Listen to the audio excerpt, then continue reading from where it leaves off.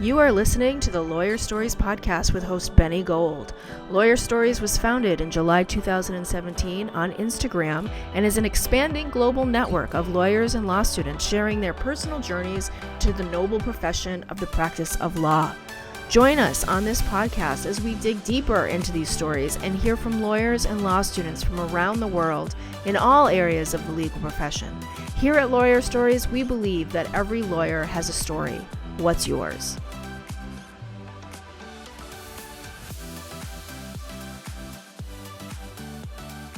Welcome to the Lawyer Stories podcast with Benny Gold. Today we welcome Rob Levine, the heavy hitter. Rob has spent his life in service, EMT, military police officer, and now attorney. After a career-ending injury, he pivoted to law and built a nationally recognized firm that helped over 50,000 clients recover over $2 billion. He later expanded into record retrieval, staffing solutions, and legal industry support through Rob Levine Legal Solutions. Rob is also deeply committed to community and family. His law practice is focused on personal injury, Social Security disability, veterans disability, and workers' comp, out of Rhode Island, Mass, and Connecticut, but helping people nationwide. I hope I got that accurate. Rob, welcome into the Lawyer Stories podcast. Thanks, Benny. So am I calling you Benny? You call me Ben or Benny. That's fine. Actually, I forgot to change my name on this. Let's change it to Benny Gold. There we go. All right. So yeah, Benny, that's fine. Good to see you, Rob. Thanks for coming in. Absolutely. Thanks for having me. I appreciate it. Yeah, of course. So let's start with the lifetime of service aspect of things. So you began serving your community at age 16. Is that accurate? As an EMT? So Exactly. What helped you what drew you to helping people so young? That's a really good question. I had an interesting childhood growing up. I got kicked out of public school in seventh grade. Had a tough childhood and didn't listen very well, and got put into a private school in eighth grade. And I had a van driver who was also my history teacher, Okay. Mr. Manville, Vietnam vet, Wow. 6'6", 350 pounds, like just a Don't mess with mon- Mr. Manville. yeah, a monster. Really? And he helped me figure life out. Him and actually, I guess my English teacher, Mr. Ring, was also, they went to Vietnam together. Wow. So I had the two of them, and he definitely took me under his wing. His wife was a nurse, and I spent a lot of time with him and his wife, and just kind of got me to see beyond the end of my nose. And that helping others really makes a difference. He helped me. And I watched him interact with a lot of other people and help a Yeah. lot of people and make a difference. And somehow that just lit the fire under my ass.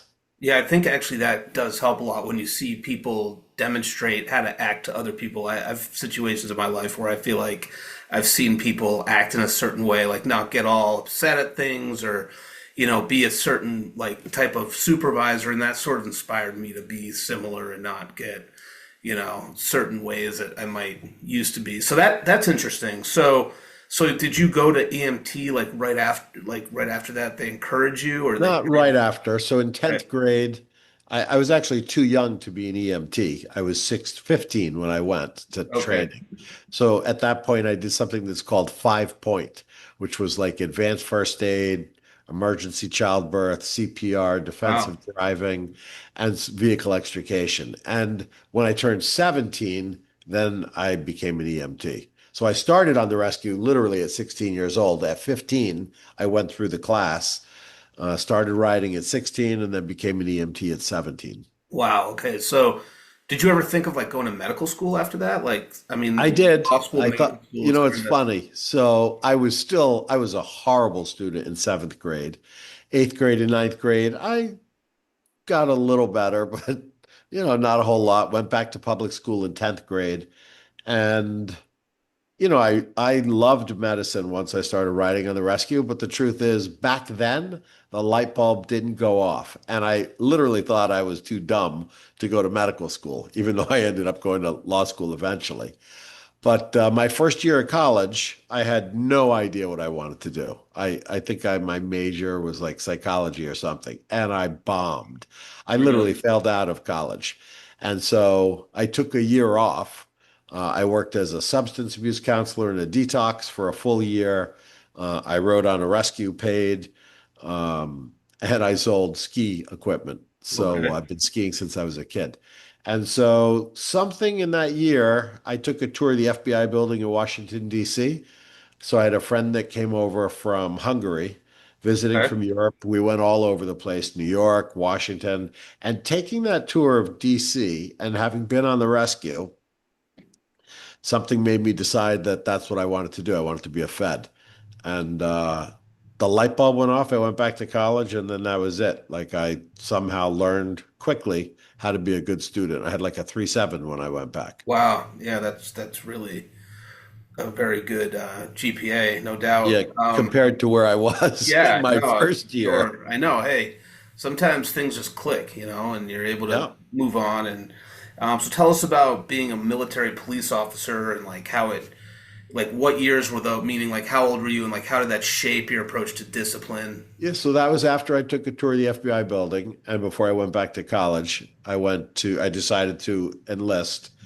And so I enlisted in the U.S. Army Reserve as an MP. So I went to basic training and military police school. So it was like 19 weeks.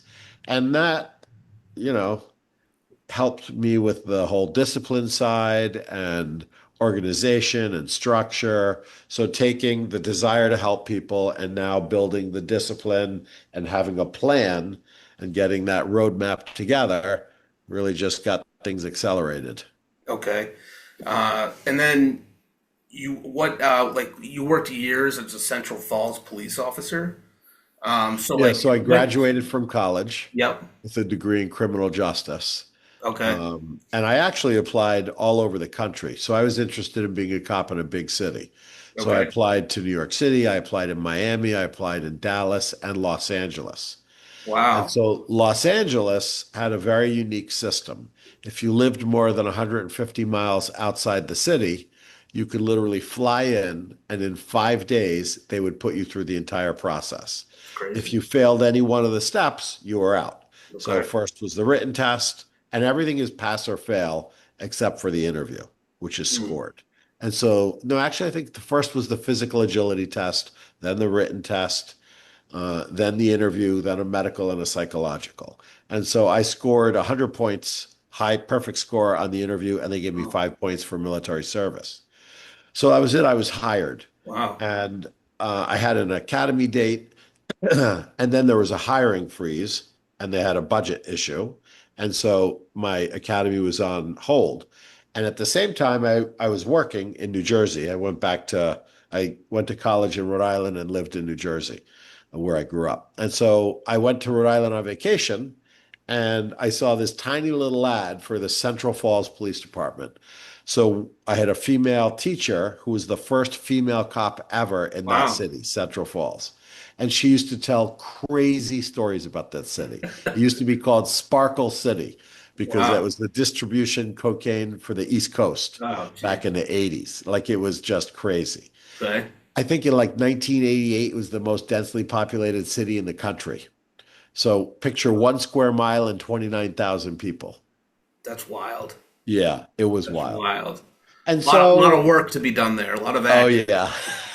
Rob was like, "Give me some of that." Yeah.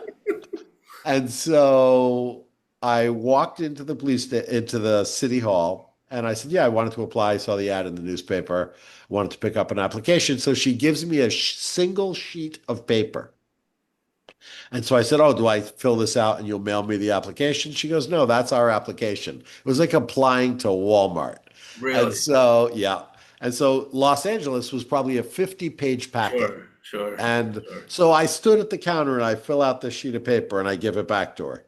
And she stands there and she's reading it. So it says, right, I was a military police officer. It says I have a bachelor's degree in criminal justice. It asked about second languages, and I spoke some Spanish, and I did an internship in the U.S. Marshal Service, an internship in the Newport Police Department, like a long list of stuff. Right, right. And she says to me, "Is this all true?" I said, "Yeah, it's true. I'm not lying on my That would application." be pretty good if you could stand there at the counter and lie about all that just Yeah, for right. months, right? And she believed it. Yeah. And so she's like, "And you drove here from New Jersey?" I said, "Well, I was on vacation. I went to college at Salve, and I had this professor, Yeah. Lois Woods." She goes, "Oh my God, I know Lois." She goes, "Her husband's still on the job." So she introduces herself. She's the personnel director for the city. Wow. So she says, "Well, we're looking to hire 3 people, and the academy starts in like 8 weeks. So we're in a super rush." And I'm thinking to myself, come on, I'm never going to get hired in this little city. They must already know who the 3 people are. But I said, okay. So I went through the process. And on my interview, it's the chief and the mayor. Now in Los Angeles, picture like a Wow. board of people Yeah. screaming, yelling, Yeah. like it's insane. These 2 guys, they're like, oh, come in, have a seat. You're the most qualified applicant we've ever had apply to the city, they said. We've never actually had anyone who didn't live in Rhode Island apply, never mind Right. outside of even our city. So we really only have one question to ask you. And so my head kind of tilted, like, when your dog looks at you and it's Yeah. confused. I'm Yep. like, one question. They're like, do you plan on going to law school? Okay. That's And interesting. so I'm like, I didn't understand. And they could see I didn't understand. They're like, so the law in Rhode Island is if we hire you as a police officer, we have to pay for you to go to law school. Wow. Right. And I had that same look that you do right now, like, Wow. wow, that's a deal. And so I start thinking, I'm like, wow, so I want to be a Fed. I'll get law enforcement Well, experience. you didn't know that at the time. No, I didn't know it until they said it in the Right. Right. interview. Right. But immediately I'm thinking, Fed, law school, police officer. Oh, this is perfect. And so I said, no, I never thought about going to law school, which I never had. And they hired me.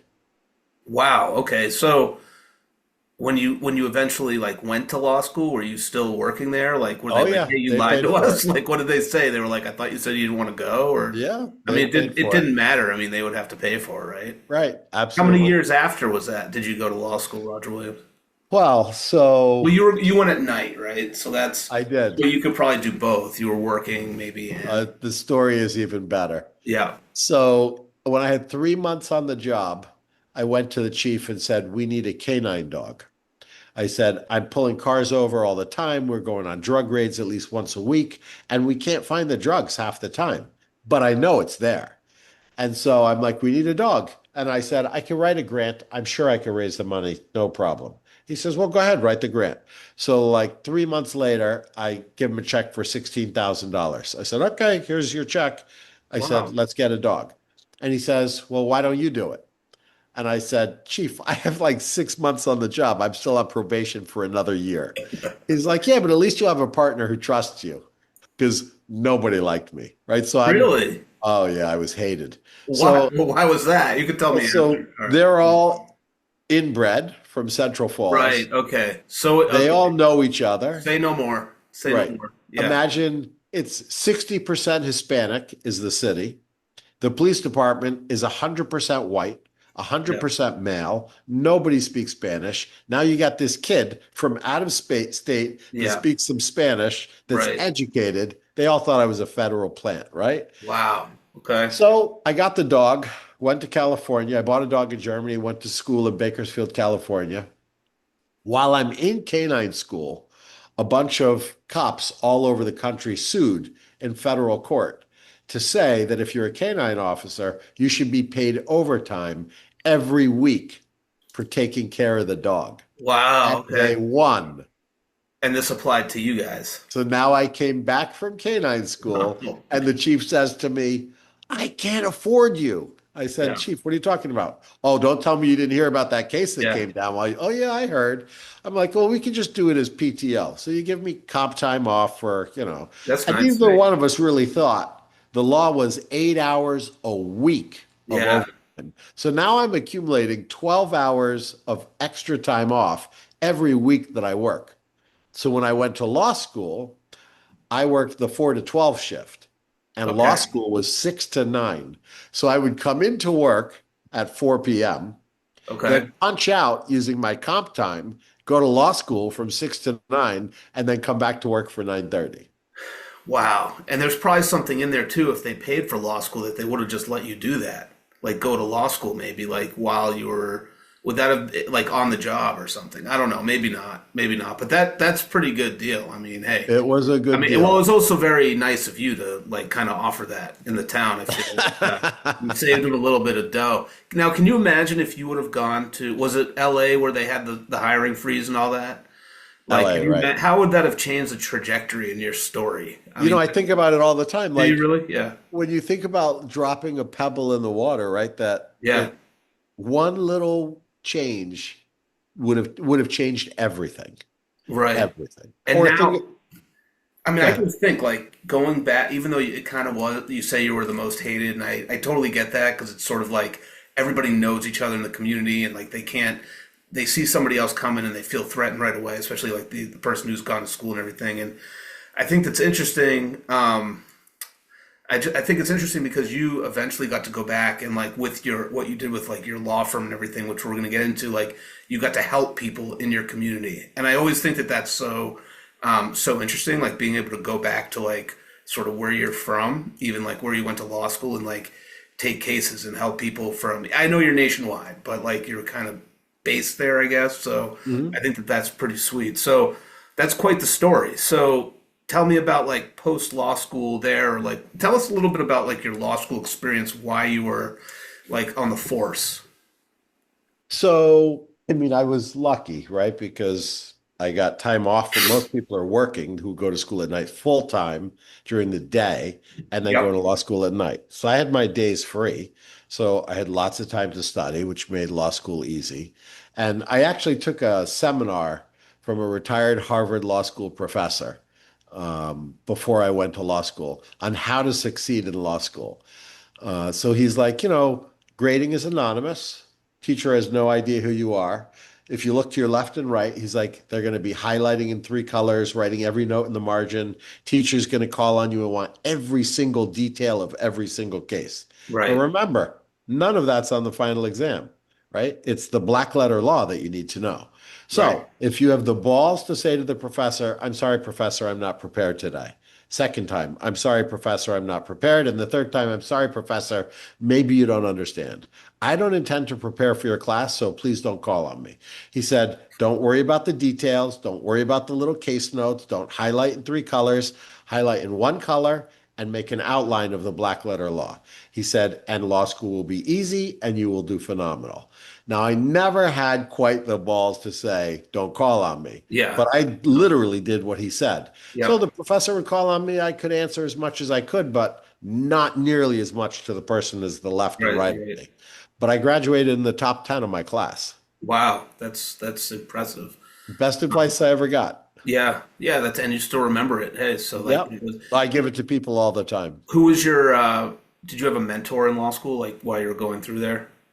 So I did the criminal defense clinic, if you can Yep. believe that. And so to get into Yep. the clinic, I got in a fight with the director of the clinic, Andy Horowitz. He was Oh a, yeah, I know. I know. He was at the school when I was there. Yeah, of course. okay, And he right. was actually, I think he still ran the clinic. I didn't really have any interaction with him. Yeah. So he used to be a public defender in New York City. Okay. So hardcore, right? Yep. And so he says to me, "Oh, you can't do the clinic." He said, "You're an active police officer." He said that's not appropriate. We have Central Falls cases. I said, "Well, what about the whole Chinese wall thing? Just wall me off then and put the Central Falls cases in purple in a specific filing cabinet and I won't have access." He's like, "Oh no, it's just no." I said, you think that you could just exclude me from the criminal defense clinic because I'm a cop? He's like, yeah. I said, I don't think the dean's going to agree with you. He says, what do you mean? I said, I'm going to file a grievance and we're going to go before the dean. File a grievance? I said, Yeah. yeah. In my police department, when I don't agree, we file a grievance. I'm sure law school has some system. He's like, well, yeah, actually. I said, all right, I'll see you in the office. So I filed a grievance. The dean called us in like 3 weeks later, said, okay, Andy, present your case.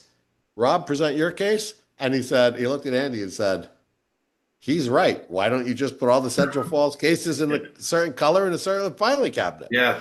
And Andy's like, I just don't think it's appropriate. And the dean's like, yeah, I think you're going to lose this one. And I did the criminal Wow. defense clinic. That I love that. I love that Roger Williams story. Who was the Yeah. dean there at the time? Do you I remember? think it was Kogan. Yeah, Kogan, R.I.P. Yeah, he Yeah. just yeah. Yeah. He was a good one. He was a good one. He was my property professor there. So Yep. My, was he property or taxes? I he think he probably was did my both. tax. He probably did Yeah. both. But he was yeah, Right. he was good. He was all right. So one of the ones I could actually talk to, I feel like, although that was I don't know. It's a whole other episode. So tell us like was there an what took place? Was there an injury that ended your law enforcement career that sort of that sort of find Yeah. your I was responding motivation to, and go ahead. yeah, I was responding to an emergency call, lights and sirens, and going down Lonsdale Avenue. I don't know, maybe 45, 50 miles an hour. It's probably a 35-mile-an-hour zone. And this woman pulls over. I see her up ahead of me, maybe 50 yards, pulls over to the right. And I'm coming down the center, lights and sirens. And just before I get to where she is, she pulls away from the curb to take a sharp left across the street to a side street across from me, like literally directly in front of me. We're going to T-bone. I Wow. remember her looking at me out her driver's window like this. And I hit her. Like I tried to avoid her, but there was no way. She's literally across the road. Hit her. We went across the street, up the sidewalk. I pushed her into the inside of a building, and my car was halfway in the building. And so I got extricated. I was in therapy for a year My goodness. and three orthopedic surgeons. Because the first one told the city doctor said you can't go back to work after a year, Okay. and I'm like, yeah, I'm not buying it. And so I ended up going to three different orthopedic surgeons, none of which would let me return to work, and that was it. They retired me. Wow. So what happened then? Like when you made that change? Like how did you what not the mindset, but what happened after that in terms of like they say I you was can't go I back was to work. depressed Yeah. because obviously Yeah. my goal. I'm in my senior year of law school. I'm Okay. thinking I'm close. I'm going to do another year here, and then I'm going to apply to federal agencies. Like I'm going to achieve my dream, right? I never thought about being a lawyer, like never. That it Okay. didn't even cross my mind. And so, I was that whole year, I thought, oh, I'm going to rehab. I'm going to rehab. I'm getting back to Yeah. work. It's going to happen. It's going to happen. And that's why I went to three different doctors plus the city doctor. And like they all looking at me like I'm insane. They're like, you're in law school? Like, why do you even want to go back to that city? Like, isn't Right. this a blessing? I'm Right. like, no, this is not my future. Right. And yeah, I was depressed for a while and finished law school, passed the bar, and figured, got to do what I got to do. Wow. So what advice can you give to somebody who has like an unexpected career change? Like what kind of mentality do you really have to have? I know you said you were, maybe it took a while, a little depressed, but like what advice would you give somebody who has an unexpected career pivot? I gave advice to someone the other day, actually, and I basically said, you never know when you get to that fork in the road, you're going to go left, you're going to go right, what's ahead of you. At the end of the day, you just got to put one foot in front of the other. As long as you keep making forward progress, driving forward, trying to figure out what's the right thing to do, how to do it, what the benefits are, big picture, small picture, but you just need to make forward progress. Often people stop moving forward. And my opinion is, right, if you're not growing, you're shrinking, right? You stand at the Yeah. beach and the water comes up, it takes the sand out from under you, it's erosion. You Yep. have to keep moving. So you drive forward, figure out what's the next plan. Yeah, and I think that that's really good advice, solid advice. So you launched your firm in the year 2000. So tell me about the core vision of like where you started with the firm and like what you were. I mean, now you're on this new. Your story took a turn, and now you're launching your own firm. You obviously have like an entrepreneurial spirit. I think when you decide to go off and do that. So tell me a little bit about that. So originally I was supposed to open a law firm. It was just me and another guy, Anthony Gemma. We were going to open our own law firm. And we literally picked out the office. We were ready to go. And then he backed out. And his brothers owned a company called Gem Plumbing and Heating. So Okay. it started as a local mom and pop shop. Their dad owned it for years before then. And then the brothers, his three older brothers, took over and they were running this plumbing company. They had about 50 guys at the time doing 5 mil a year. And so he said, my brothers are begging me to come work for the plumbing company, help them grow it, do the business, blah, blah, blah. So I said, all right, do what you got to do. And so I picked out my own office space. I was going to rent office from this guy, Gordon Fox. Okay. That name ring a bell?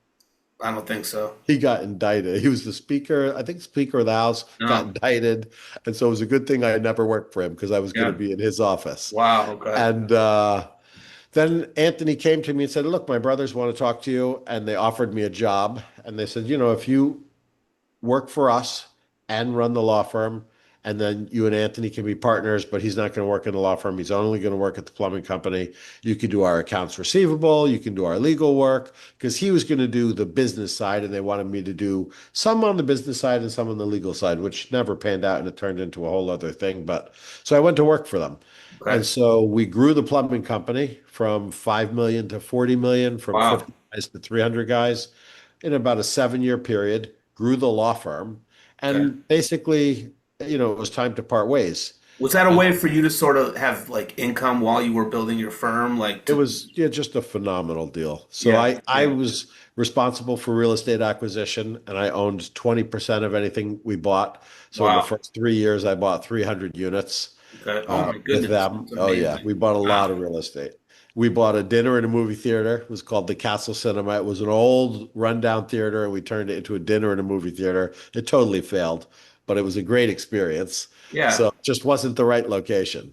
And we did the plumbing company. And we did a ton of stuff together in 7 years. That's where I got really all my business experience. Okay. Wow. That's incredible. So tell me about like when you branched off from them and like you started, because I mean, your team has served more than 50,000 clients and recovered over $2 billion. So tell me when that like sort of started to take off. Yeah,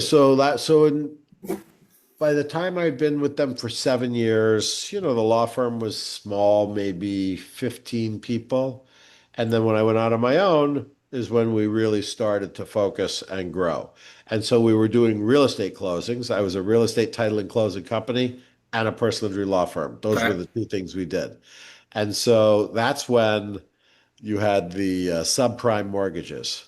And so I was doing closings all over the country for Wow. some of these subprime lenders. Like we owned a caddy stretch limo that said legal one on the plate.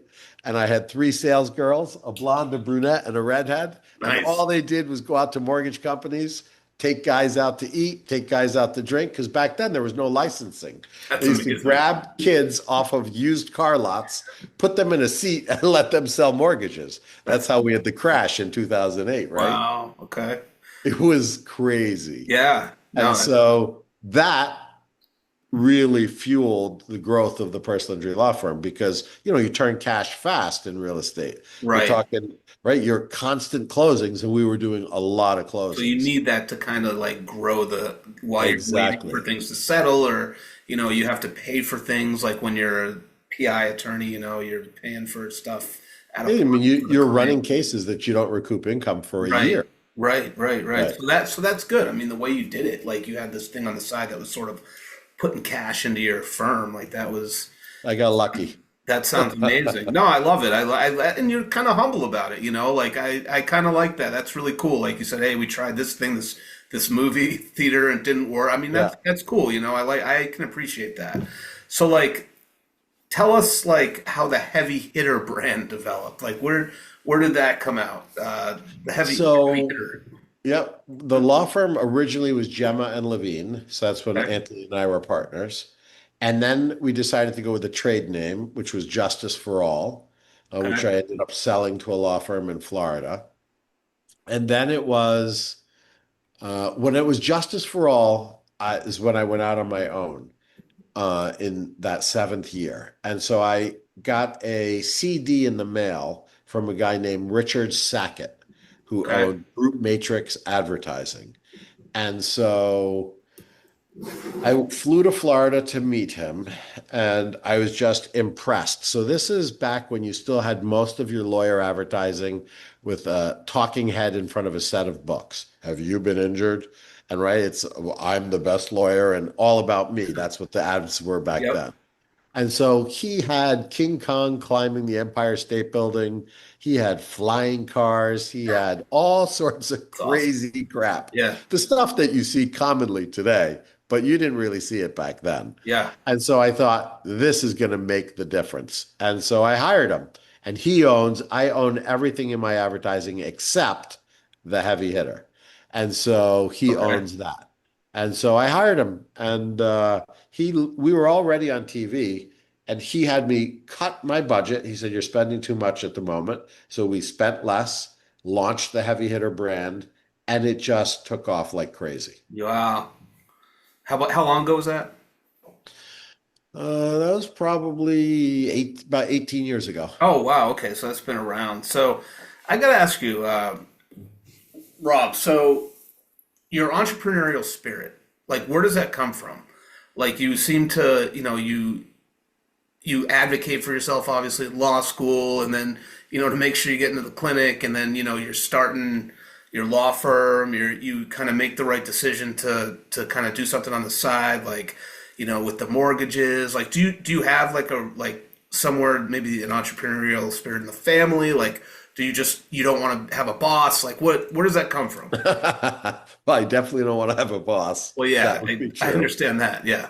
Well, Right. not anymore. I mean, like, a lot of it would be difficult now, but like back Right. then, where you just like, I'm not working for anybody. I could do this myself. I got my license. It's all me, right? Like, Yeah. Even back then, I didn't want to have a boss, yeah, which is probably why I'm divorced. So, that's awesome. All right, sorry. so my favorite human being was my grandmother. Okay. And so she worked until my mother just corrected me, actually. My mother's 87, and I was at my mom's house shortly before Thanksgiving. I couldn't go for Thanksgiving because my daughter was working. So I was with my daughter at her house in Rhode Island. My mother's still in the house I grew up in New Jersey. Amazing. So my daughter and I drove down to see her. And we were talking about my grandmother. I said, "Yeah, it's amazing. She worked until she was 88 years old." And my mother said she worked until she was 88. She worked until she was 90. Wow. And so 90 years old. And so she invested every dollar she ever made in the stock market. She came over from Hungary when she Really? was probably in her 50s. Didn't speak any English, learned to speak English, became a bookkeeper, lived in Manhattan, worked in Manhattan, and just a ball of fire. Like just the true American dream, right? Came here with nothing, didn't even speak English, Yeah. and built a life for herself. And so I would say that's the person that I got my spunk from. Awesome. That's great. That's really great. So, what inspired you to create? Here's another entrepreneurial item: Rob Levine Legal Solutions, and expand beyond the traditional law firm model. We could see in the back, if the viewers are watching on YouTube, you have Rob Levine Legal Solutions, medical records, retrieval, legal staffing and training. What inspired that?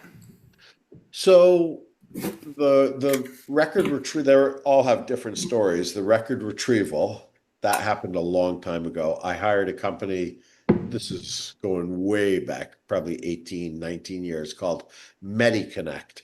So they were Okay. based out of India and they did record retrieval. So I tried outsourcing it and it was just a disaster. Like Mm. they were horrible. And I thought to myself, we could open our own record retrieval company. Yeah. I could charge our clients for it and just create a separate company. What It's kind the of, sorry, bar Rob, what kind of records are they? Like, what kind or of medical record? records. So Okay. clients are injured. So And how would so how would obviously, somebody in India get those or whatever? Like, they just do it the way we do it here. oh, okay. It's all electronic. Oh, it's like, okay. Yeah. And you're making phone calls, you're requesting it, then Gotcha. Gotcha. they're Okay. So go emailing on. it or faxing it. Yeah, Okay. back then it was fax probably. And Understood. so I just thought, we could just create our own company and do our own record retrieval in-house, but use an outside company that I created. And so that's how it started. And for years and years and years, I ran my own record retrieval company for my law firm. And then one day somebody said, "Hey, can you collect records for me?" And I'm like, eh. And then another person, and then word got out, and then we built a platform, and I just started doing it for other law firms. Now it's a huge company. And the staffing, that happened because of COVID. So in 2020, we were 100 people Yep. stuffed into one building in Rhode Island. And if you asked me back then, what would I think about being remote Wow. or hiring internationally? I would have looked at you like you're insane. Right. And so then COVID happened and we went obviously remote. And I thought, wow, this is amazing. And I thought to myself, it's so hard to hire people who are local, right? Because Rhode Island is Mhm. tiny. And then Right. if I'm hiring in Boston, it's way more expensive than hiring in Rhode Island. Hmm. So I thought, you know what? I can hire internationally and we could all be remote and no reason to ever go back in the office. And Hmm. so I started doing that. Started hiring internationally, started hiring all over the US. And so with the UBE, so way back when, remember, you took the bar exam, you had to take it for each state.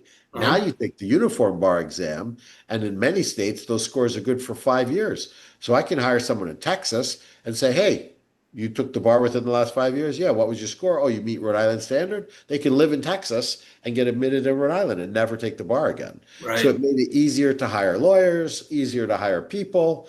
And then again, friends started asking me, hey, what's this international hiring thing you're doing? And I thought, eh. So we started a training academy. So Wow. there's lots of companies you could call and say, hey, I want to hire internationally, and they'll find you someone. But the difference with us is we run a professional training academy. That's So it's amazing. taught like the lead personal injury instructor has worked for me for 24 years now. Okay. So you talk about the depth of personal injury knowledge, right? She was our division manager. She ran the personal injury paralegals. So she's the head instructor. And then I have people over her who run the academy. I hired the head of training and development from T-Mobile. So she really built our Wow. structure, our learning management system, our training modules, everything. So we built the professional training academy. So we hire you in Peru, Colombia, we train you, and then I place you in a law firm. Wow. Okay. And tell us a little bit about your mastermind. So the mastermind is like-minded lawyers. We're different in that I've been a mastermind for over 15 years. And often you find the guys in the same group are the same size, no geographic similarity.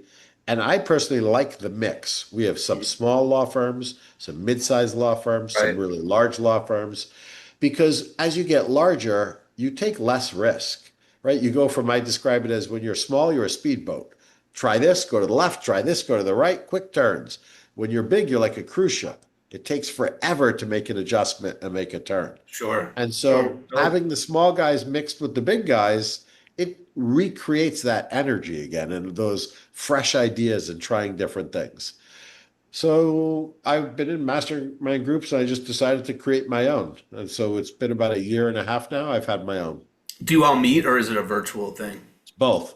Okay. So most mastermind groups you meet twice a year, which is great because it creates good camaraderie, has good meetings. But the problem is it's hard to go to a seminar, learn something, and then you're on your own and you have to bring it back to your law firm and put it in play on your own.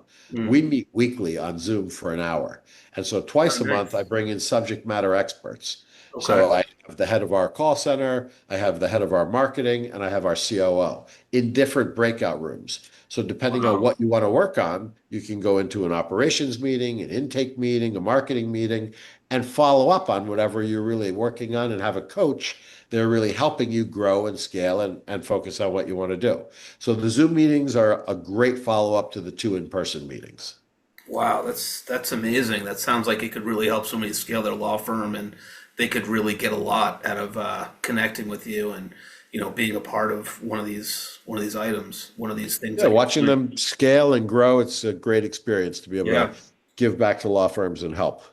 So speaking of giving back, you have a commitment to community, your family, turkey drives, backpack giveaways, family fun fest. It's an important part of your mission. Tell us a little bit about that. Yeah, so we wouldn't be where we are. We wouldn't be successful if it wasn't for the community we live in and all the people who have supported us over the years and given back to us and helped us and been our clients. So being able to give back to them and support the community and make a difference. I mean, I make obviously way more money than I ever thought I would, right? I was a cop. I was going to be a Fed. So Yeah. now I have a law firm that's 300 people and then legal solutions, another 600 people work for me. So Wow. I'm lucky. knock on wood. That Very must be a pretty fortunate. big like holiday party, you know. That's a great. This year I have to travel. We had our holiday party 2 weeks ago in the U.S. Okay, I have one in Puerto Rico coming up on nice. December 13th. I have to fly to Manila and Cebu for two parties, and then I'm going to be in Bogota, Colombia, and then Lima, Peru. Oh, it doesn't sound too bad, huh? Yeah, it's That's rough life, amazing. right? Good for you. Hey, man, you've earned it, right? Thanks. So, So go we ahead. just fed 750 people for Thanksgiving. Next year is our goal is 1,000 because we give 1,000 backpacks away in the summer. We have Love the that. Rob Levine Family Fun Fest, so we take over a huge park and we have clowns and actors and jugglers and all sorts of stuff for kids to come and have a fun day. And we give away 1,000 backpacks. So next year is the number for 2026 is 1,000 backpacks, feed 1,000 people for Thanksgiving. And then we have our drunk driving prevention program. I have an app. If you download our app, you go into the App Store, just Google or type in my name, Rob Levine, our app comes up. So Wow. 7 holidays a year, we give free rides to prevent drunk driving. So we just did it the night before Thanksgiving. So in my app, you can download a certificate and it downloads the certificate and literally uploads it right into your Uber app on your phone. And then it gives you a free ride home. Really? Is that like for anybody? Like, Anywhere, so it's in the territories where we are. So it only works in Rhode Island or Massachusetts right now.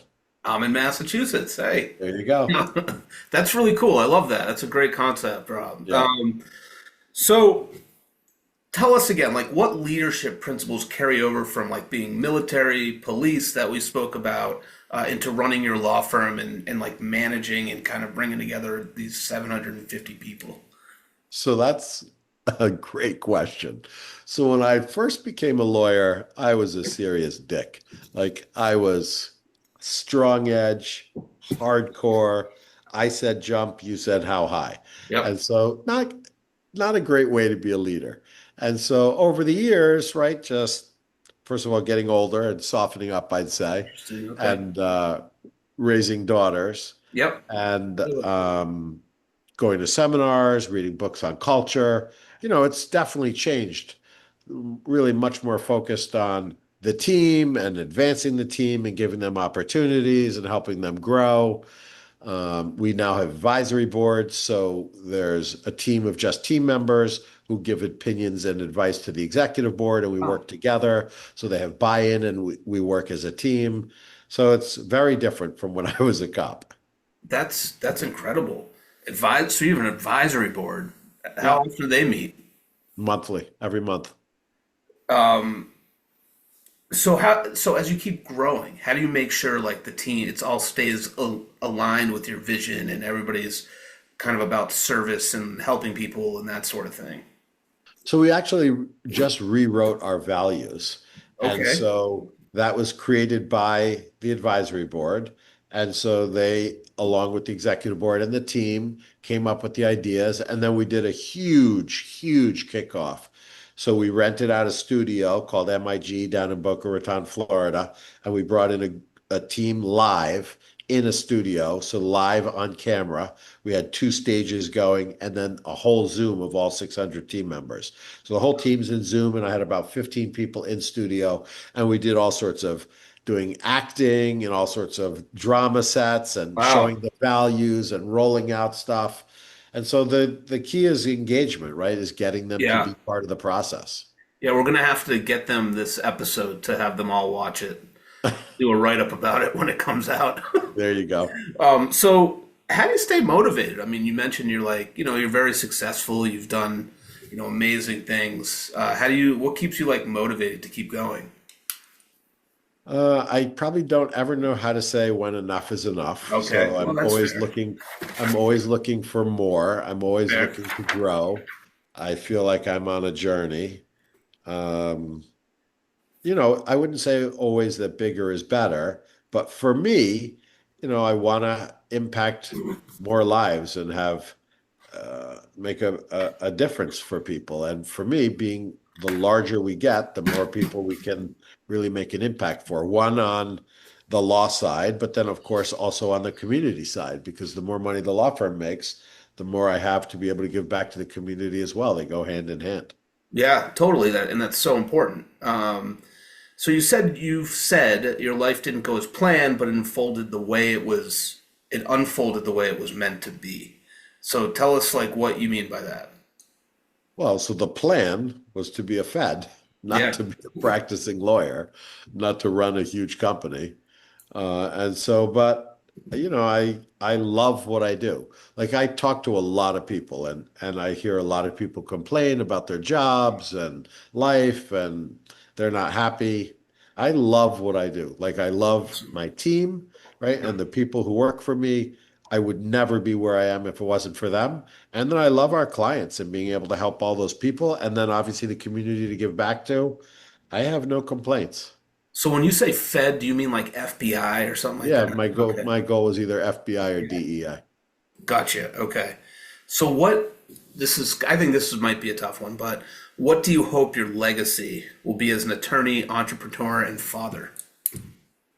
So, legacy is often people think of legacy and they think of money, right? So you want to create, for instance, generational wealth so that I can take care of my kids and obviously their Wow. kids and their kids, and it Yeah. keeps growing. So part of legacy to me is definitely generational wealth, but also part of legacy is leaving something behind that created a mark and carries on, right? The tradition for helping the community and helping people and making a difference, creating lawyers under me who, also follow that same mission and vision that we have, right? So the goal is for the law firm to continue long beyond me, right? So that would be the legacy. Love it. Did we leave anything out? Is there anything that you want to share? Any advice you want to give to the Lawyer Stories community? I mean, I'm sure we left a ton out, but I think we did a pretty good job. I think so too. We could probably be here for a while. But no, that was awesome. That we got a lot of good stuff, and that anything you want to share about. Do you ever connect with Roger Williams Law at all, or do you? Yeah, actually, so the current dean, which I don't know why the hell I can't remember his name at the moment, but he came to Puerto Rico and had lunch with me Okay, that's good. maybe 6 months ago. Okay. And then he's now formed the Dean Circle, which is about 14 lawyers who are in different types of public service, private, government. And so that Dean Circle is now about figuring out the future of Roger Williams Law School and the direction that it's going to go to get to, right, its journey in the next path. And he asked me to be on the Dean Circle. So our first meeting is actually coming up in January. That's awesome, Dean Bowman. We had him on the Bowman, that's it. yeah, Greg Bowman. Yeah, we Bowman. had him on the podcast maybe a year ago or so. So Yeah. that's awesome. Rob Levine, thanks for coming on. Thanks for having me. Hey, stay right there, everybody else. Thanks for tuning in, wherever you are in the world today. Enjoy yourselves. Cheers.